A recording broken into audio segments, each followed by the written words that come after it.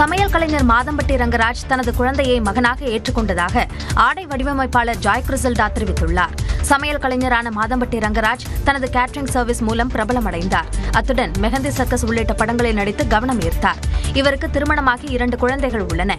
இதனிடையே மாதம்பட்டி ரங்கராஜ் தன்னை திருமணம் செய்து கொண்டு ஏமாற்றிவிட்டதாக கூறி பிரபல ஆடை வடிவமைப்பாளர் ஜாய் கிறிசல்டா காவல்துறை ஆணையர் அலுவலகத்திலும் மகளிர் ஆணையத்திலும் புகார் அளித்தார்.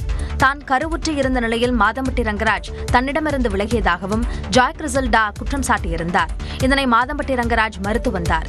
இது தொடர்பான வழக்கில் மாதம்பட்டி ரங்கராஜுக்கு மரபணு பரிசோதனை நடத்த நீதிமன்றம் அனுமதி அளித்தது.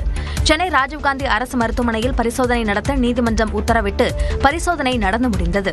இந்த நிலையில் மாதம்பட்டி ரங்கராஜ் தனது குழந்தையை வாழ்நாள் முழுவதும் பார்த்துக் கொள்வதாக உறுதியளித்ததாக ஜாய் கிறிசல்டா சமூக வலைதளங்களில் பதிவிட்டுள்ளார். தனது மகன் ராகா ரங்கராஜை விட்டு அவர் ஒருபோதும் பிரிய மாட்டார் என்றும் ஜாய் கிறிசல்டா மகிழ்ச்சி தெரிவித்துள்ளார்.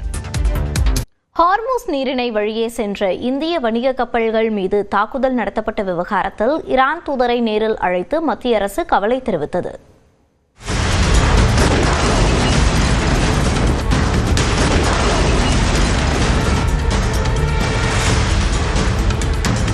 ஈரான் மீது அமெரிக்காவும் இஸ்ரேலும் ஒன்றிணைந்து பிப்ரவரி 28ஆம் தேதியில் இருந்து தாக்குதல் நடத்தியதை அடுத்து பதிலுக்கு ஈரானும் உரிய பதிலடி கொடுத்தது. மேலும் உலகளாவிய எண்ணெய் வர்த்தகத்தில் முக்கிய பங்களிக்கும் ஹோர்முஸ் நீரிணையையும் ஈரான் மூடியது. இதனால் உலகளவில் எண்ணெய் விநியோகம் பாதிக்கப்பட்டது. இதனிடையே லெபனான் மற்றும் இஸ்ரேல் இடையில் 10 நாட்களுக்கு போர் நிறுத்தம் அமலுக்கு கொண்டு வரப்பட்டதைத் தொடர்ந்து ஹோர்முஸ் நீரிணை வழியாக அனைத்து நாடுகளின் வர்த்தக கப்பல்களும் செல்ல வெள்ளிக்கிழமை ஈரான் அனுமதி அளித்தது. ஈரானின் இந்த நடவடிக்கை அமெரிக்க அதிபர் ட்ரம்ப் வரவேற்ற போதிலும் ஈரானிய துறைமுகங்கள் மீதான அமெரிக்க கடற்படையின் முற்றுகை தொடர்ந்து நடைபெறும் என்று கூறினார். இந்த நிலையில் அமெரிக்க கடற்படையின் முற்றுகை தொடரும் வரையில் ஹோர்முஸ் நீரிணை வழியாக செல்லும் வர்த்தக கப்பல்களின் போக்குவரத்து முடக்கப்படும் என்று ஈரான் மீண்டும் அறிவித்தது. இதனிடையே ஐக்கிய அரபு அமீரக கடற்பகுதியில் இருந்து நீரிணையை நோக்கி வந்து கொண்டிருந்த இந்திய கப்பலான பாக்கியலட்சுமி என அடையாளம் காணப்பட்ட சரக்கு கப்பல் வழிமறிக்கப்பட்டு திருப்பிவிடப்பட்டது. இதேபோல இந்திய கச்சா எண்ணெய் கப்பலான தேஷ் சுரக்ஷாவும் ஈரானிய படைகளால் திருப்பி அனுப்பப்பட்டது. இந்திய கப்பல்கள் உட்பட சுமார் 20 கப்பல்கள் ஓமன் நாட்டை நோக்கி செல்வதாக தகவல்கள் தெரிவிக்கின்றன.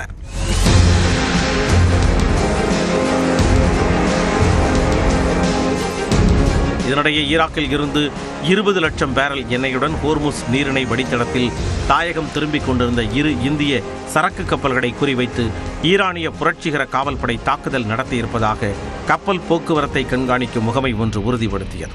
தாக்குதல் எதிரொலியாக அவ்விரு இந்திய கப்பல்களும் திரும்பிச் சென்றதாகவும் தெரிவிக்கப்பட்டது. கப்பலில் இருந்த பணியாளர்களும் கப்பலுக்குள் பாதுகாப்பாக இருப்பதாக கூறப்படுகிறது.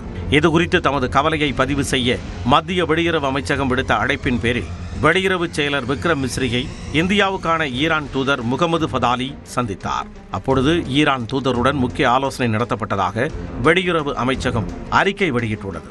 இந்த சந்திப்பின் போது ஹோர்முஸ் நீரிணையில் 2 இந்திய கப்பல்கள் மீது தாக்குதல் நடத்தப்பட்ட சம்பவம் குறித்து ஈரானிடம் இந்தியா கவலையை வெளிப்படுத்தியதாகவும் கப்பல்களில் செல்லும் வணிகர்கள் மற்றும் மாலுமிகள் பயணிகள் ஆகியோரின் பாதுகாப்புக்கு இந்தியா அளிக்கும் முக்கியத்துவம் பற்றியும் ஈரான் தூதரிடம் வலியுறுத்தப்பட்டதாக தெரிவிக்கப்பட்டுள்ளது.